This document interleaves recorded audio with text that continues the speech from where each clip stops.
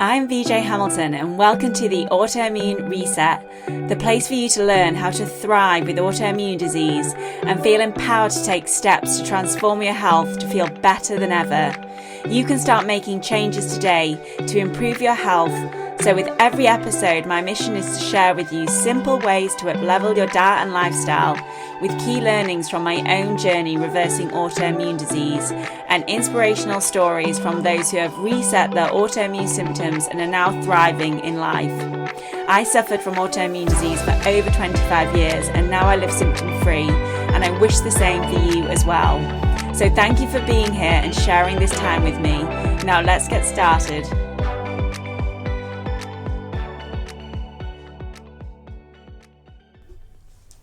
Hello and welcome to this episode of the Autoimmune RESET podcast. I'm your host, VJ Hamilton. I'm a nutritionist, scientist, and expert in autoimmune disease. And today we're going to be talking about restless leg syndrome. And I'm quite surprised that I haven't already done a podcast episode on this subject, because when I think back to the symptoms that I used to get on a routine basis, this was one of the most impactful. And restless leg syndrome is not classified as pain, but it could be because it has that type of effect on your life. And I'm going to go into some of the symptoms in a bit more detail. But what was interesting to me was I was experiencing this from a young age. I think I was probably about 14 or 15 years old when I started experiencing this, but it might have been before that because I had never really known what it felt like to not have restless legs until I started improving my health and it went away, which was amazing. And the truth is, I still sometimes feel that sensation. Luckily, I don't have restless leg syndrome anymore, but for anybody who does experience it, you'll know what I mean when I have that sensation in my legs sometimes. Luckily, it doesn't get to the point where I feel like I need to move.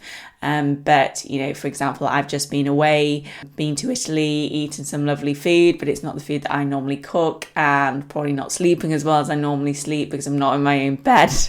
And all those things can contribute to me having this slight tingliness, only very slight, in my legs at the moment. And I'm sure after a weekend of home cooked food, I'm going to be feeling a lot better. It is just worth knowing that you can find ways to help or at least manage the symptoms of restless leg. It is not curable. But let's go into the details, because what I want to touch on today is we're going to dive deeper into what is at the root cause of restless leg syndrome. We're going to be looking at iron deficiency, how that is linked to restless leg syndrome, the genetic variations that are linked, how the blood-brain barrier is a factor, and the link with autoimmune disease as well, because you are more at risk of having restless leg syndrome if you have an autoimmune condition. So let's talk about what restless leg syndrome is. You may be surprised to hear that it's actually a neurological disorder. It's not to do with the legs, it's more to do with the brain. And it is characterized by these uncomfortable sensations in the legs and an uncontrollable urge to move them. And I would normally get to sleep okay, probably because I was absolutely exhausted at the time. But then I would wake up and I would just feel this urge that I needed to move my legs. And that can impact your sleep. And it just means that your sleep is a lot less restful, and that means that you're not getting as much deep sleep and potentially not as much REM sleep. But it is this sensation in the legs, and it's quite hard to explain if you haven't experienced it. But some people describe it as a crawling or tingling sensations, and other people feel a burning or aching in the legs. And I know that when children have it, they are told that they have growing pains when it is related to restless leg syndrome. And I remember that. I remember going to see my doctor at quite a young age, actually. Now I'm thinking back, it must have been around 12. And I had x-rays done and I just had this pain.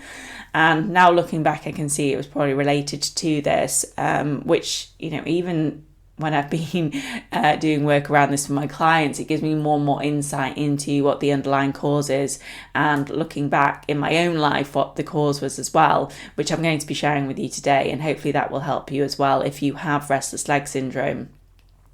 I also just wanted to share a story with you because, as I said, I didn't even know that this was a syndrome or this was an issue.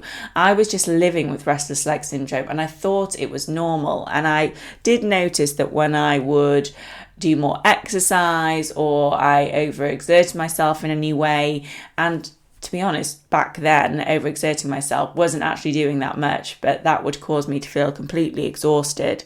And when I was at a conference, when I was working at Deloitte, I met somebody who was in my year group, and I think he was working from the Bristol office. Unfortunately, I can't remember his name now, but he was doing marathons. I was so impressed at that age. I think I was in my early 20s and I obviously had chronic fatigue syndrome at the time. I didn't realise I had chronic fatigue syndrome, but anybody that could run that distance absolutely amazed me and still does today. And I remember saying to him, oh, but doesn't your restless legs get worse? I don't think I used that word at the time because I didn't know that that's what it was called. But I said, oh gosh, when I do more intense exercise, I get this horrible feeling in my legs and it feels like I can't sleep and I have this feeling that I need to move my legs. And I remember him saying to me, oh yeah, I get that too. And I thought, oh, doesn't everybody get it? And he said to me, there is a link between that and cardiovascular health issues, which I'd never heard about before. And there is actually a link, but it's more of an association rather than a specific link. So we're not going to be touching on that today. But at that point, I realised, oh, this isn't normal. And I had just always thought that restless leg syndrome was something that everyone experienced. And I'm telling you this story because I think we are all living with symptoms and we are not aware that they are a symptom until we hear somebody else talking about it. We may think that it's normal. And I know I was early 20s and I'm in my 40s now, but I know that I'm probably still having symptoms that I don't even know are symptoms. And that's why sharing and talking to people and being parts of communities like the Autoimmune Forum, and hopefully the information that I'm sharing on this podcast is making you more aware of these symptoms. And you may not even realise that you have restless leg syndrome. And I certainly don't want to be diagnosing you with restless leg syndrome. And you are best to consult your doctor if you have these types of sensations to get diagnosed, because there are some medications and treatments that you can use that may help you. But it's just for you to have this awareness of it. And also, if something does develop in this area, you're going to know why and hopefully what you need to do as a result. It is a brain condition rather than anything to do with the legs, although it does cause you to need to move your legs. And it's not only a condition that affects you at night. Some people will have that sensation and feeling in the daytime, especially when they're sitting for a long period of time. So it may be that you go to the cinema with somebody and they need to get up and walk around, or you're going to a show and they've been sat down for a long period of time, they need to walk around, or the same might be said of being on an aeroplane. And that is also a symptom of this condition. And it can also be an issue with the arms as well. And I certainly remember when I had chronic fatigue syndrome and my symptoms were really bad, I would be in the cinema and that's when it would affect more of my hands, and I would be uncontrollably moving my hands because I was feeling so fatigued and tired, and then I would get this strange sensation that I needed to move my arms. And it if you haven't experienced it, it does sound quite strange, and it is quite an unbearable symptom, to be honest. When I was recovering and getting better, it was one of the symptoms that I was like, it's gone. I cannot believe that this is gone, and I can have a restful night's sleep now, and I don't have these sensations, because I could never lie in. I could never, I just didn't enjoy lying in. I mean, I quite like getting up early anyway, but even to lie in till say 7 or 8 a.m, I just couldn't do that because the sensations were so annoying, but also just very uncomfortable at the same time.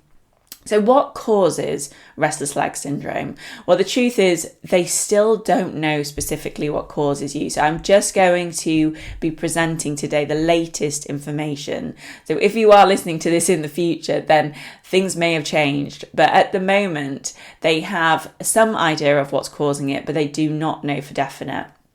So one of the causes that they have shown in the scientific literature, and I'm sure this was a factor for me as well, is iron deficiency.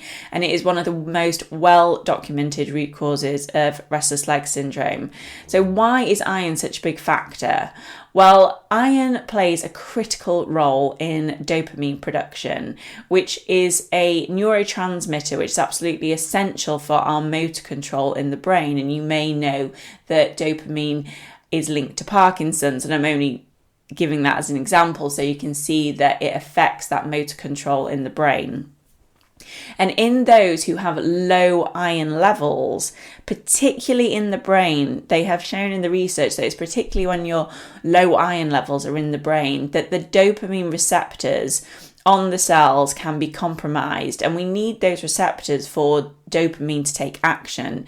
It's like when we talk about insulin resistance, and when the cells become resistant to the hormone insulin, it's a similar mechanism here, that the dopamine receptor function can be compromised. So your cells can't respond to dopamine even though you may have enough dopamine, and that can lead to poor signaling transmission and ultimately the symptoms of restless leg syndrome.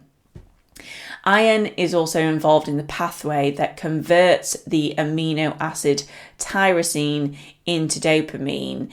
And as I said, that is a extremely important neurotransmitter for sending signals between your neurons.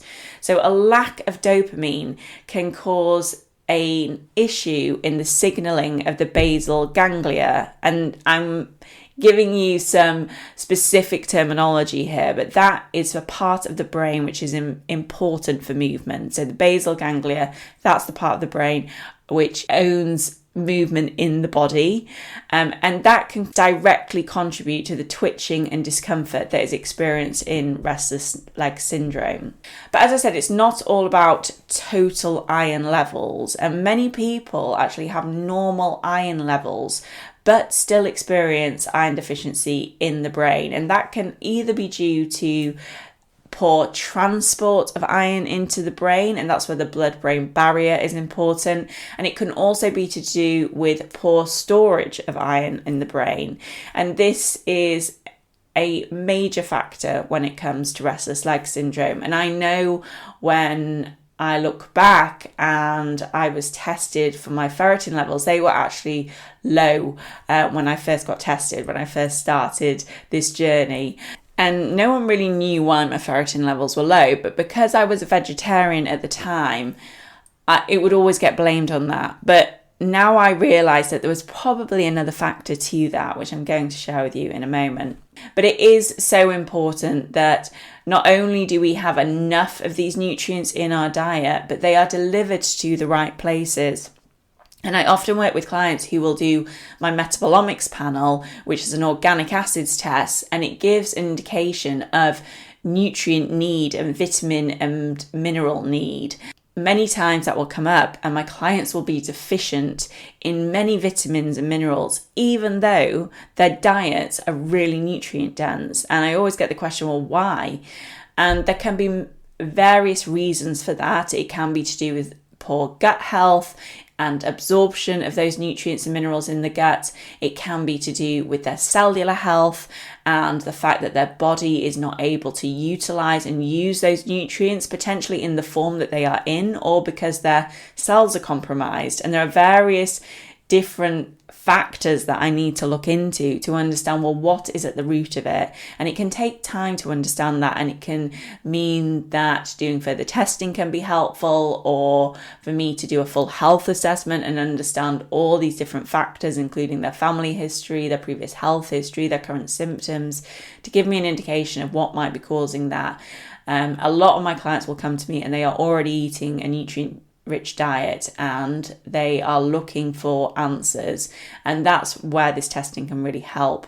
But I just wanted to emphasize the point that you can be eating a nutrient dense diet but not have an adequate amounts of these nutrients in your body.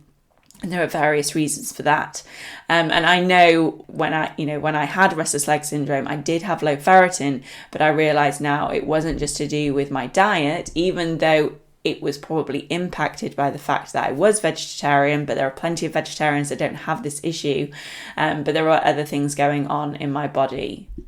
So let's talk about how dopamine is specifically linked to restless leg syndrome, because a lot of the research is now indicating that this is one of the major factors when it comes to restless leg syndrome.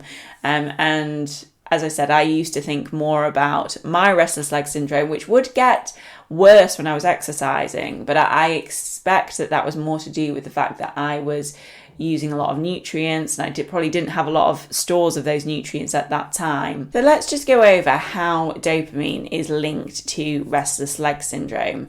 As I said, there is definitely a link between iron deficiency and restless leg syndrome, and we know iron is critical for dopamine production.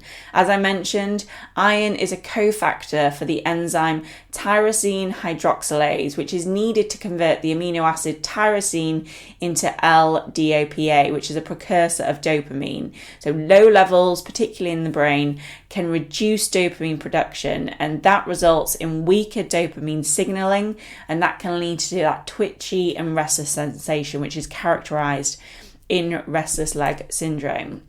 The next factor is the dopamine receptors themselves, and in people with restless leg syndrome, the brain's dopamine receptors may not be working properly. This dysfunction can be due to a lower dopamine level or problems with the receptors themselves, which can become less responsive. And when dopamine signaling is impaired, the basal ganglia can't control that leg movement effectively, and that can cause that urge to move the legs to relieve that discomfort, which is often seen in restless leg syndrome. And then we know that dopamine levels in the brain naturally fluctuate throughout the day, but also you have lower levels that occur in the evening and nighttime. And this drop in dopamine might explain why, if you have restless leg syndrome, it tends to get worse in the evening or on a night, and that can lead to those sleep disturbances. Now, one of the things I always find interesting is the genetic factors when it comes to any condition, including restless leg syndrome.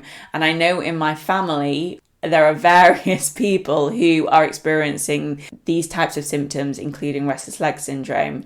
And there is a genetic component. They have identified several genetic variations which have been linked to the condition, particularly a gene called BTBD9 gene, and the gene is associated with both lower serum ferritin levels and an increased risk of developing restless leg syndrome. And you may be thinking here, I've heard about low ferritin levels before on this podcast, and that is because low ferritin levels are also linked to alopecia areata, another condition that I had.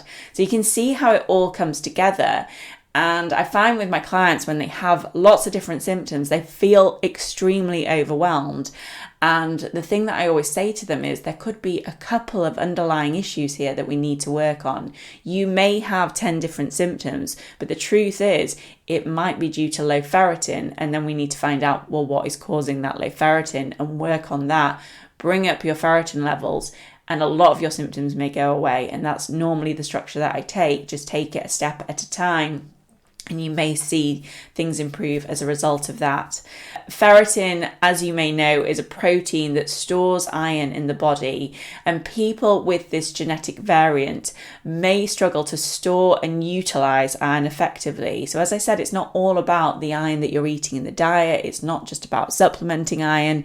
It's about how your body is able to use iron. And there is a genetic variation which is linked to having an issue with that. And I generally find some clients will have very low ferritin levels, and they find it hard to raise their ferritin levels, and this may be a factor for them.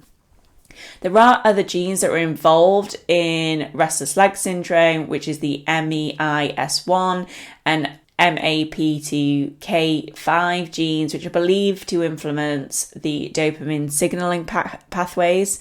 And variants in these genes may interfere with how dopamine is processed, which can contribute to those restless leg symptoms. Essentially, these genes can disrupt the brain's ability to control movement, which makes the restless leg syndrome a disorder not only of sensory perception, but also movement regulation. And that's kind of key to this. It's not just about that sensory perception. There is a movement factor here as well. Genetic studies also highlight that there is a role of the ion transport across the blood-brain barrier, and the gene SLC11A2 is responsible for regulating ion transport into neurons, and variants in this gene can impair the brain's access to iron, exacerbating restless leg symptoms. So it's interesting because a lot of these genes, if you think about it, could be related to other autoimmune disease like iron transport into the neurons. Could that be a factor in multiple sclerosis as well? And I have multiple sclerosis in my family. My brother has multiple sclerosis. My granny had an issue which affected her nerves. Generally, we have quite a few different conditions, or at least symptoms, in different family members which may link to dopamine as well. So it's just helpful to understand the genetic piece, because when you know that you have a genetic variation in a certain gene, it really helps you understand what pathway needs to be supported, and that's where natural therapies can really help. Now let's talk about the role of lactic acid and caffeine, because these are two factors that may affect restless leg syndrome. But as I said, I just want to highlight that restless leg syndrome is now considered a condition of the brain. So lactic acid, as you may know, builds up in the muscles after intense exercise, but it has been shown to worsen restless leg symptoms in some people because it can cause an increase in muscular discomfort, and it can actually exacerbate that restlessness sensation. So this is particularly relevant for people who have an autoimmune disease or chronic fatigue syndrome, where muscle recovery is often compromised and can lead to that excessive lactic acid buildup. And that is certainly something that I suffered with. And again, it's something that I see commonly on the metabolomic panel that I run, which is an organic acids test, which shows you how effective your body is at converting those carbohydrates into energy. And when somebody has chronic fatigue syndrome, they will often have a buildup of lactic acid because that conversion isn't working very well, which means they're not producing energy from the carbohydrates they're eating, which leads to chronic fatigue syndrome. Caffeine, on the other hand, can interfere with the dopamine pathway. So this is what we've been talking about. Caffeine works by blocking these adenosine receptors, and what happens when you are tired is your adenosine receptors become full. So over the course of a day, your adenosine receptors start to bind with adenosine as you create more energy. Once the adenosine receptors are all binded with adenosine, that is when you want to go to sleep. And what caffeine does is it actually blocks the adenosine receptors, so there is no binding with those receptors, and that means that you feel more awake. And that's the interesting thing with sleep. When people have a massive crash sometimes after having lots of coffee, is because they have had the effect of the coffee blocking the adenosine receptors, even though the adenosine is still being created. And then the minute that the caffeine stops having its effect, the adenosine receptors are then binded to, and your body wants to sleep. And I know I used to have that a lot, because there was a point in my life where I was relying on caffeine to get through the day, and I was getting to the point of drinking 10 cups of coffee a day. It was the only way I could function. That was really when I was in a very bad state. Then I would have this crash, and it would get shorter and shorter. So sometimes I was going 30 minutes and I would need to have another coffee, or I was just like crashing so badly. And I'm sure like blood sugar regulation was part of that as well. But it's interesting that people with restless leg syndrome, that caffeine can interfere with these receptors, which may reduce dopamine's availability, which can make symptoms worse, because we know that low dopamine may be a factor here. And this is why caffeine reduction is often recommended for those with restless leg syndrome, and it can really help to improve symptoms. So now let's talk about the blood-brain barrier and how it relates to restless leg syndrome, because the blood-brain barrier acts as a selective filter and it protects the brain from harmful substances while allowing necessary nutrients to pass through. And when that barrier is compromised, which is often referred to as leaky blood-brain barrier, similar to leaky gut syndrome, the iron transport in the brain can be impaired, and this results in reduced dopamine production, which is obviously going to affect your symptoms. But it's interesting that a dysfunction in the blood-brain barrier is also implicated in various autoimmune conditions, including autoimmune diseases like systemic lupus and multiple sclerosis. And as you may be aware, with these types of conditions, there is often a heightened level of systemic inflammation, and that can damage the integrity of the blood-brain barrier. And that may be why people are more likely to have restless leg syndrome if they have autoimmune disease or chronic fatigue syndrome. Autoimmune diseases are also linked with oxidative stress, where you have more free radicals and antioxidants, and that can trigger further breakdown of the blood-brain barrier, and that can lead to reduced nutrient delivery to the brain, and it can also mean that those critical nutrients like iron and antioxidants are not able to enter the brain, and that can worsen neurological symptoms. I know I don't normally talk about this subject, but I think it is worth talking about today, is the connection between restless leg syndrome and attention deficit hyperactivity disorder or attention deficit disorder, because both share common underlying mechanisms. It's just worth pointing this out because, again, there is more of a risk factor for restless leg syndrome if you have ADHD. And as you may be aware, ADHD is associated with abnormalities in dopamine signaling as well, because not only is dopamine crucial for movement regulation, but also our attention and executive function. And in ADHD, dopamine dysregulation is in the prefrontal cortex, and that leads to the difficulties with focus and impulse control.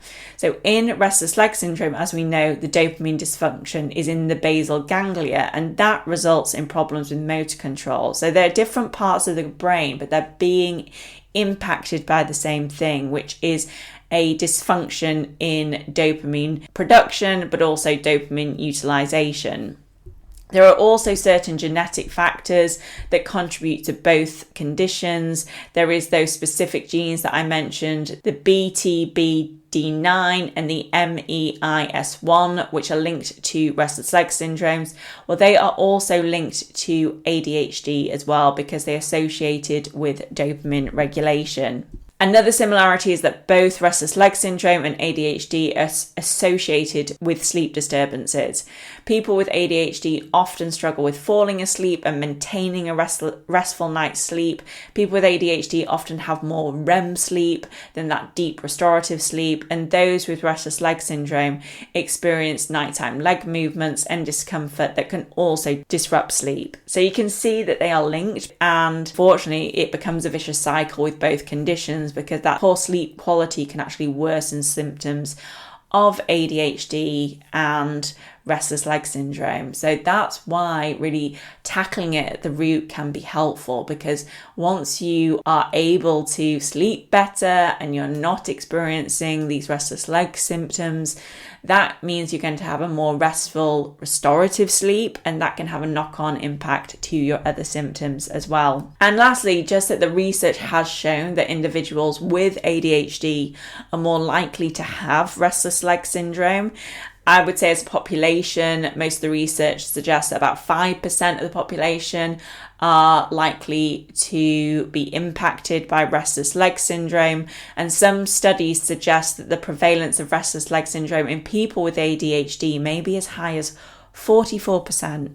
So that is a very high rate compared to the general population. Now, lastly, you might be thinking, well, you said at the beginning you were going to tell us what you think your restless leg syndrome was caused by. And that's why I want to talk about the link with gluten.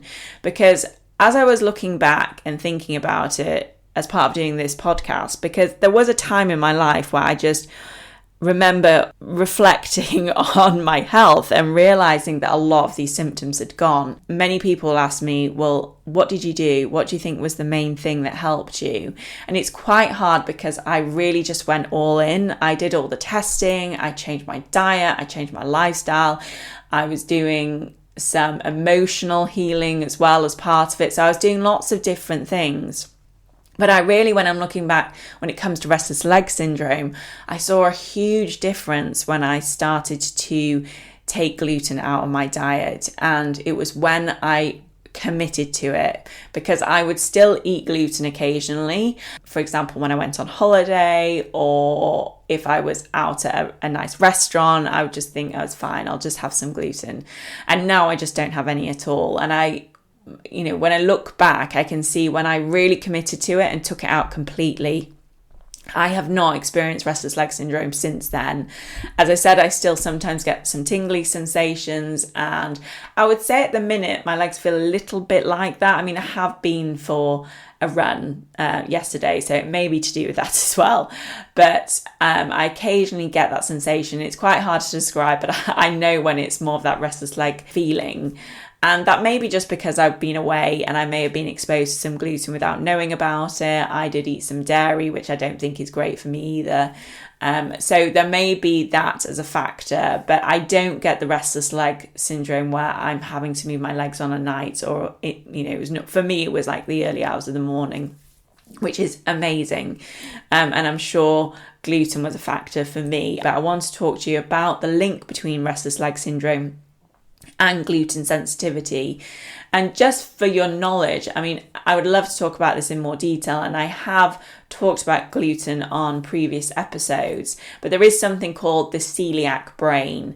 And for some people, gluten doesn't affect their digestion, or it doesn't to the point of they're having very obvious digestive symptoms. There is this new theory around the celiac brain where some people will get more impacted from eating gluten because it affects their brain. And that was certainly what was happening to me. I didn't really have the digestive issues that a lot of people with gluten sensitivity or celiac disease have. It really affected my brain, and it would cause brain fog, and it would cause anxiety, and it would cause potentially restless leg syndrome as well. So let's talk about why they are linked. One of the reasons may be that with gluten sensitivity, it can damage the lining of the small intestines, and that's going to reduce the absorption of some key nutrients like iron, folate, and magnesium. And these are all important for nerve function and dopamine production. Iron deficiency, as we've talked about, is a well-known contributor to restless leg syndrome. And that is because of the role it plays with dopamine. Many people who have celiac disease or gluten sensitivity will also be iron deficient. That's worth looking into, especially if you have restless leg syndrome, you are eating gluten and you have iron deficiency. It might be something to explore. It's also the case that those with gluten sensitivity are more likely to have systemic inflammation, and we know that chronic inflammation can exacerbate neurological symptoms, including those associated with restless leg syndrome. So by decreasing inflammation, by taking out food sensitivities, that can make a big difference. Inflammation also disrupts that blood-brain barrier, which we spoke about, and that may be a factor as well. There is also the overlap between gluten sensitivity and autoimmune conditions. And as I mentioned, you're more likely to have restless leg syndrome if you have an autoimmune disorder, because there is a link there. People with gluten sensitivity are more likely to develop autoimmune conditions such as Hashimoto's thyroiditis and rheumatoid arthritis. So they are also associated with having a higher rate of restless leg syndrome. So again, there is that component where there is a link between gluten sensitivity, autoimmune conditions, and restless leg syndrome. And then also gluten sensitivity is increasingly being recognised for its impact on the nervous system, even in the absence of gastrointestinal symptoms, as I mentioned. Some people with gluten sensitivity experience neurological symptoms like headaches, neuropathy, and even brain fog. And restless leg syndrome could be a broader spectrum of gluten-induced neurological effects, potentially due to nutrient malabsorption, inflammation, and disruption of neurotransmitter function. If this is a factor for you, like me, you might want to try doing a gluten-free diet. Obviously, gluten has a lot of fibre, so if you are taking out a food group like gluten, it is worth working with a nutritionist like me or a health practitioner to make sure that you're not just removing a food group without thinking about what you need to start including in your diet as a result of that. I've been gluten-free for many years now, so I have lots of recommendations about certain products that you can buy that are, not ultra processed, and lots of tips around different foods that you can start incorporating instead of gluten if that's something you wanted to look into. This might not be a factor for you, so it doesn't mean that you need to go on a gluten-free diet. It's just I am interested in this specific link because I really think that this was a factor for me. Let's talk about some other natural therapies that can be helpful. As we know that iron is a major factor in this condition, or we think that iron is a major factor in this condition, then it's worth assessing your diet, making sure that you're eating enough iron. And if you feel that your diet is lacking in iron, that's when you may want to think about iron supplementation. But it is important to focus on a form of iron that is more easily absorbed by the body and the brain, which is iron bisglycinate or ferritin iron. But with any supplementation, work with your health practitioner to make sure that this is right for you, because it won't be right for everybody.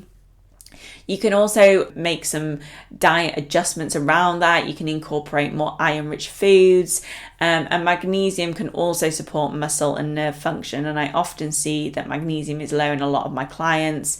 Magnesium is included in lots of different foods like leafy greens, nuts, lentils, and they're quite rich in iron as well. With any plant-based food that is rich in iron, you really need to be eating it with a vitamin C rich food to increase the absorption. And then organic meats and organ meat and game and duck and these types of meats are rich in iron as well. One of the best things for me when I get that slight sensation is I will eat slow cooked meat. And I may have a couple of portions in a week, and that really helps me. And when I was getting better, I was eating organ meat regularly. I don't eat it as regularly now, but when I first was working on my health and realizing that I needed to make a lot of improvements, I would eat organ meat quite regularly, and that really helped me. Gentle and regular exercise can help to reduce symptoms, and avoiding high intensity workouts, which can potentially lead to more symptoms of restless leg syndrome. I have now found that I can do more high intensity workouts, which is amazing. And I have pushed myself to obviously doing a half marathon recently and doing a lot of high intensity. And luckily my symptoms haven't come back. So I'm sure it was more to do with my nutrient load and dopamine production that was causing these symptoms for me. Now we know that inflammation is kind of at the heart of a lot of autoimmune conditions, but also potentially at the heart of restless leg syndrome because of the effect it has on the blood-brain barrier. So finding what is causing chronic inflammation for you and decreasing that is really going to help with these types of conditions. You may want to look at following an anti-inflammatory diet, making sure that you are taking adequate amounts or eating enough omega-3 fatty acid rich foods, and practicing relaxation techniques. I don't think many of us are relaxing as much as we should do, and I will put myself in the mix. I try my best to incorporate relaxation into my week. I don't find it as easy to relax. It is one of the things that I continually am working on and finding new ways to bring activities into my life which mean that I'm relaxing. That is just something that we should all be thinking about on a daily and weekly basis. And then you want to be thinking about nutrients that help support dopamine production. So nutrients like tyrosine, folate, and vitamin B6 are extremely important for dopamine production. So if you are low in any of these nutrients, and that may affect you as well. And I did do a podcast episode last week on folate if you want to listen to that, but those nutrients are really important for dopamine production and may help balance neurotransmitter levels as well. And lastly, let's talk about testing that you can do around this, because you can do an organic acids test, and the one I run is the metabolomics panel. I call it my cell health testing package, and you will find the link to that in the show notes if you're interested in doing that. But it can provide some valuable insights into your dopamine levels, and it measures specific metabolites that reflect the amount which reflect dopamine production, utilization, and breakdown. And while this type of testing doesn't measure dopamine directly, it can assess the metabolites that serve for markers of how well dopamine is being synthesized and metabolized in your body. There are a few key markers that I will often look for if I suspect this is an issue in my clients, and that's homovalinic acid, which I'll refer to as HVA, and vanillin mandelic acid, which I'll refer to as VMA. So these metabolite markers will help me assess what is going on with dopamine production in my clients, because HVA is a primary metabolite of dopamine, and after dopamine is used in the brain, it's broken down through enzymatic processes, and HVA is one of the byproducts. So this test will measure the levels of HVA in the urine, which gives us an indirect indication of dopamine activity. If you have low HVA levels, then this is going to suggest that dopamine production is low or inadequate. And this can result from poor dopamine synthesis, which may be linked to those nutrient deficiencies that I mentioned, like iron or vitamin B6, or impaired metabolism. If you have elevated HVA, then it indicates that there is excessive dopamine turnover, which can be associated with stress, overstimulation, and excessive dopamine production and breakdown. When it comes to VMA, this is showing a breakdown of both dopamine and noradrenaline. And when VMA and HVA are low, it suggests there may be an issue with overall catecholamine production, so these particular neurotransmitters. And if both are elevated, it could indicate stress and adrenal activity. So this is what I'm assessing when I'm looking at my clients' test results. It will also give us an indication of, there are some other key markers that I'll look for as well. So I want to be understanding tyrosine metabolism, because tyrosine is an amino acid which is a precursor for dopamine. And the test will measure organic acids like homogentisic acid, which is part of the tyrosine breakdown pathways. And abnormal levels of these metabolites can suggest problems with the conversion of tyrosine to dopamine. I'm also going to be looking out for neuroinflammation and oxidative stress. And there's a couple of markers that I will look for straight away. There's one called quinolinic acid, which can indicate neuroinflammation, and that can disrupt dopamine pathways and contribute to low dopamine levels. So we'll know if that is a factor, and if so, we really want to be focusing on bringing inflammation down in the brain. If you've done one of these test results, hopefully your practitioner has gone through it with you in depth and explained what this could mean. And there are other markers as well. There are markers which will look at your B6 levels, and obviously we know vitamin B6 is a cofactor in dopamine synthesis, so that's really important as well. And there are also some iron markers there, because we know, again, iron is essential for converting tyrosine into dopamine. So it's a great test to give an overall assessment of whether dopamine issues are related to your symptoms, and then you can take a personalized approach and target the underlying issue to help with your symptoms. And honestly, having relief from restless leg syndrome has completely transformed my life. I know that by improving that symptom, I'm now able to sleep better, and through sleeping better, that means that it's going to have a knock-on effect to my immune system, to my energy levels. And I just feel better as a result of it. And it's just an annoying feeling as well. And I don't think annoying is a strong enough word, because it is worse than that. And when you can't sleep and you're restless, it's not a great feeling. You wake up feeling unrefreshed. If this is something that you're dealing with, then have a think about it. Have a think about what might be causing it. And if you have any questions, feel free to reach out to me on my Instagram account, which is @the Autoimmunity Nutritionist, and you can send me a direct message there. So thanks so much for joining me today, as we have been doing a deep dive into restless leg syndrome. I really hope you found this discussion interesting, and it's given you some food for thought when it comes to these types of symptoms and conditions. And if you are experiencing restless leg syndrome, or you know someone who is, remember there are actionable steps that you can take, whether it's through natural therapies or working with nutritionists to find the root cause. If this is a new symptom for you, or you've been living with it for a long time and you didn't realize that it was a symptom of something, then make sure that you speak to your doctor so that they can assess everything and diagnose you, so that you know what you have and then you can take action with it. So thanks so much for joining today. As I said, I am going to be putting the link in the show notes to the cell health testing package if you'd like to explore this yourself. If not, have a fantastic rest of your day, and I'll speak to you soon. Take care. Thank you very much for joining me today on the Autoimmune Reset. I really hope you enjoyed the discussion, and be sure to subscribe to the podcast so that you never miss an episode.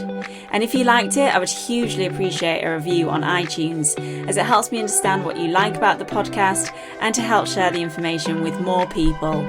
I'm excited to speak to you next time, and remember, you have the power to take the reins on your health.